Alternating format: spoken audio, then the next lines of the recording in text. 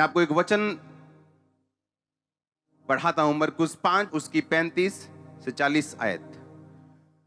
उसमें लिखा, वो कह ही रहा था कि आराधनालय के सरदार के घर से लोगों ने आकर कहा, तेरी बेटी मर गई, अब गुरु को दुख मत दे। वो कह रहे थे, तब यीशु ने अनसुनी करके आराधनालय के सरदार से कहा, मत डर, केवल विश्वास रख। और उसने पतरस, याकूब के भाई यूहन्ना को छोड़ किसी को अपने साथ अंदर आने ना दिया। आराधनालय के सरदार के घर में पहुंच के उसने लोगों को बहुत रोते और चिल्लाते देखा। तब उसने भीतर जाकर, यानी यीशु मसीह ने अंदर जाकर उनसे कहा, तुम क्यों हल्ला मचाते और रोते हो? लड़की मरी नहीं परंतु सो रही। वे उसकी हंसी करने लगे, परंतु उसने सबको निकालकर लड़की के माता पिता और उनके साथियों के जहां लड़की पड़ी थी वो गया। हमें क्यों प्रूफ चाहिए? पर्सनल। क्योंकि जिस जनरेशन में आप रहते हो वो जनरेशन एक फेक जनरेशन है। लोग मुंह पे खुश हैं और पीछे खुश हैं। जिस जनरेशन में, जिस दुनिया में आप रहते हो, ये एक फेक जनरेशन है। आज इज्जत बंदे की नहीं, उसके पैसों की होती है, क्योंकि ये एक फेक जनरेशन है।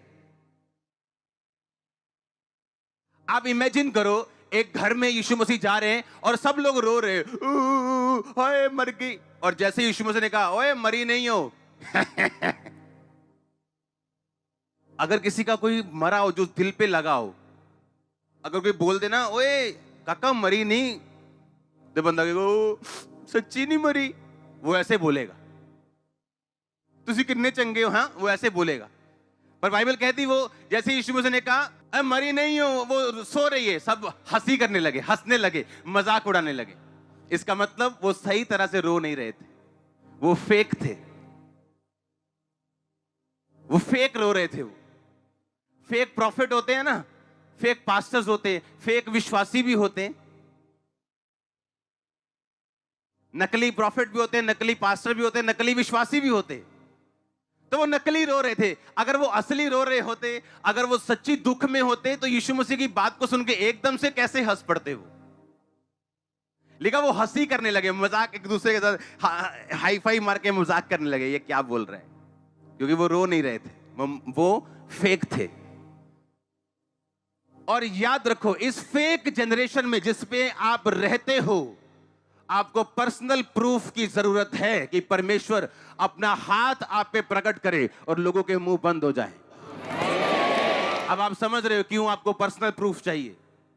क्योंकि जिस जनरेशन में आप रहते हो, ये एक फेक जनरेशन है, ये एक नकली जनरेशन है, ये एक नकली लोग हैं। ये मुंह पे और दिल में और, मुंह पे कुछ। कितने मेरी बात को समझ रहे हैं? आपका भरोसा परमेश्वर पे होना चाहिए, आपकी आंखें यीशु मसीह के ऊपर होनी चाहिए, ताकि वो आपको पर्सनल टेस्टिमनीज दे। याद रखो एक बात को, जब यीशु मसीह पतरस की सास के घर गए और लिखा उसकी सास को बुखार था, और जैसे यीशु मसीह ने उसके सास का हाथ छुआ, वो चंगी हो गई। अब ऐसे व्यक्तियों को चंगा करना, ऐसे व्यक्तियों को वरदान देके भेजना जिनके घर में खुद टेस्टिमनी हो, उनके लिए ज्यादा आसान है काम करना, क्योंकि उसने अपनी सास को चंगा होते अपनी आंखों के सामने देखा है। ये उसका पर्सनल साइन था, निजी प्रूफ था उसका। जब दाऊद ने गोलियत को मारा तो वो पहले दिन नहीं मारा, बाइबल कहती है उसने पहले शेरों को मारा था, उसने भालुओं को मारा था। ये उसका पर्सनल प्रूफ था, पर्सनल साइन था परमेश्वर से कि मैं तेरे साथ हूं।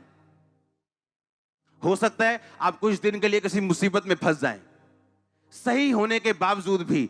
वो इसलिए नहीं कि परमेश्वर आपको फंसाना चाहता है, वो इसलिए कि परमेश्वर उस मुसीबत से आपको निकालेगा, आपको पर्सनल साइन देगा कि मैं आपके साथ हूं, ताकि वो आपको हाई लेवल के लिए तैयार कर सके।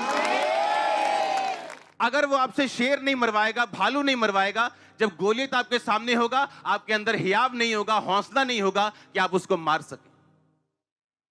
कि वो कौन सी चीजें हैं अगर वो आपकी लाइफ में हो, कुछ भी गुमेगा नहीं।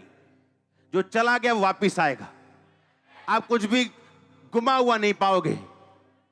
कुछ भी ऐसा नहीं होगा जो आपने गवाया हो। अपने आप को हमेशा हाई लेवल पे आप देखोगे, शैतान के हर अटैक को मिट्टी में मिलता हुआ देखोगे।